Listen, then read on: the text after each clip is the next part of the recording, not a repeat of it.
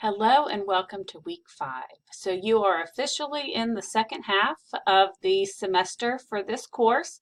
And so basically once you get through this week, you will feel as though you can take a deep breath and be able to see the finish line in sight. But before we move into the second half of the course, I just wanted to take a minute and let you know how pleased I was with your parts of speech teaching lessons and assessments. I think it's so important that we are able to understand the concept enough to be able to put it in simpler terms for the students that we're going to be teaching. So as you saw from your different group mates, everyone was looking at their part of speech maybe from a different level than you're planning on teaching. So some of them may seem more simple because they're going to be working with younger children, whereas some of them were way more complex because they were looking at working with the older elementary grades. And that's why it's so important to make sure that you're always going back to the standards for the age group that you're looking to work with, because that kind of gives you an idea of what should students in that grade be able to accomplish by the time that they finish that grade. So hopefully you will take my feedback as well as the tremendous feedback that you received from your group mates as you get ready to prepare for your second project, which is going to be introduced this week. So I will be making sure that all grades from the first half of the semester are entered. They should already be done, but I will definitely make sure that there is nothing missing in the grade book so that you know exactly where you stand at this point, and so you can continue to finish strong. So when we get into the second portion of the course, we're going to be focusing on punctuation. So obviously punctuation is important. And if some of you may have noticed that on your teaching lessons or your assessments, I made comments about the punctuation because students are taking their cue from us. So if we're asking a question, but we don't put a question mark, then they're going to think that they don't have to put a question mark. So punctuation makes a tremendous amount of difference. And that's why it's really important for us to understand when to use the different punctuation marks, but also how to teach our students.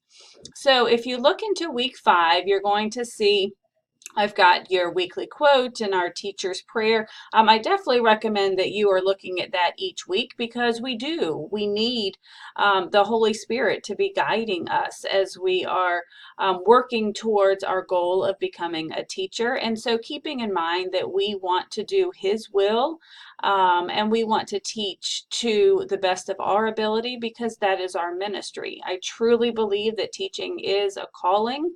I believe that it is a ministry, and it's our way to be able to reach the world for Christ, even if we are in a secular setting. So that's why these teachers' prayers are there for you, just to kind of keep that in the forefront. But this week is going to be a little bit more content and assignment heavy, and that's why I said if you can get through this week, then the rest of the course is going to be a piece of cake. So when you go into our course content for week 5, you're going to see that we are moving on to punctuation. And so within the study folder, you're going to find that there is another PowerPoint for you. And hopefully what you're noticing is that when I have items that have been uploaded, and even looking at your group mates projects, it's really important to make sure that these are eye-grabbing and grabbing the attention of the people who are watching it, because we know that even when we sit in a class, we don't want to look at a white screen. And the more interactions that we have, the more visuals and media in there, the better it's going to be in order to keep their attention. So keep that in mind as you're getting ready to work on your second project. But this is just going to be a quick little review about the different forms of punctuation. And so definitely take the time to go back through it so that you're familiar with it. I know that even sometimes I still struggle with the whole comma thing when you're supposed to use it.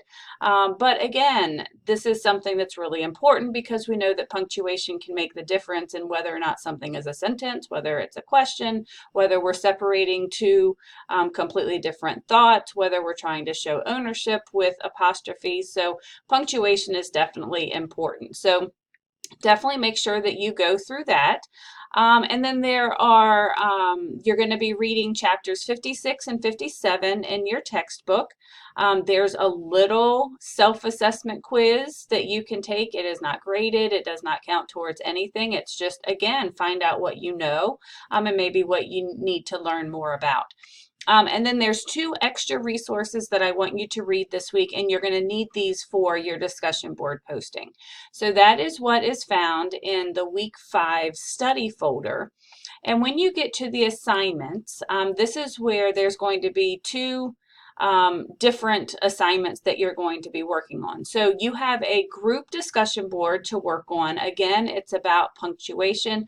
This is, once you've read the resources, this is kind of your opportunity to reflect on what you have learned about punctuation, what you remember about being taught. It's, again, you're going to find that a lot of these things are very familiar because of the fact that it's structured just like the first half of the semester was. So spend some time reading those articles and the resources, and make sure that you post your response as well as replying to at least 2 of your group mates in order to get your full credit. And then the big thing for this week is you're going to be working on project 2. So you're going to follow exactly the same guidelines as you did for parts of speech. So the first thing that you need to do is you need to go into your group discussion board and sign up for one of these punctuation marks that you want to do a little teaching and assessing on. Again, I've set this up so it's an easy 100, which adds to your participation grade. So just make sure that when you go in there that you put down which one you're going to do so that somebody else in your group doesn't do it also. Again, this is our opportunity to become as familiar with as many different topics as we can, because if everyone chose commas, well then you would all be experts on commas, but then you might not understand about hyphens and ending punctuation and semicolons and parentheses and things like that. So one topic per member of a group. And then you're going to create another teaching lesson and an assessment and a key. So again, take the feedback that you received from me, from your group mates on your first teaching lesson, and then apply it towards this one. Again, my biggest thing really, that other than the content that I was looking for, was how interactive was it? How much did it grab my attention? Because it doesn't matter whether it's a kindergarten class or a 6th grade class. They do not want to sit and just watch a blank screen go by. They need something that's going to capture their attention, and you need to break it up. So whether or not you have a slide that's kind of a teaching slide, and then the next slide is a practice or a short little video. But somehow you need to break up the teaching portion so that you don't feel like you're just doing a complete lecture, because nobody enjoys that. So I'm not asking your presentation to be full of videos. I'm just saying try and have a balance in there. Think about what you would like to see when you're in the classroom. What is it that grabs your attention? What are the best ways that you have found that teachers have been able to help you apply the material, whether it's a game, whether or not it's you know, some kind of interactive tool that you can use. So keep all of that in mind as you are creating your teaching lesson. So you need to create your teaching lesson again using the PowerPoint or the Prezi.